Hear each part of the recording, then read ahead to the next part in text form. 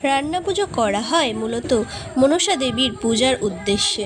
বিশ্বকর্মা পুজোর আগের দিন অমাবস্যার ঘোর অন্ধকারে বাড়িতে সারা রাত রান্না করা হয়।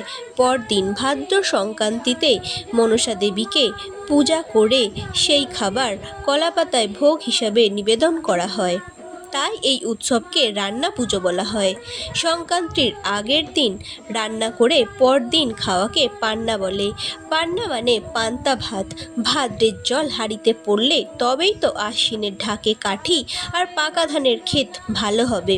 মনসার ডাল, শাপলার মালা, কাশফুল ও আলপনা দিয়ে এই ভাদ্র সংক্রান্তিতে মনসা দেবীর পাশাপাশি উনুন পুজো করার রীতিও প্রচলিত আছে। এই রান্নার মধ্যে থাকে অনেক রকমের সবজি ভাজা, কচুর শাক, ইলিশ মাছ, পায়েস, নারকেল ছাই, চাটনি, শুকনো ডাল ইত্যাদি। জয় মা মনসা, জয় মা মঙ্গলময়ী, সকলের মঙ্গল হোক। চ্যানেলটিকে ভালো লাগলে লাইক, শেয়ার, কমেন্ট করে সাবস্ক্রাইব করতে ভুলবেন না। ধন্যবাদ।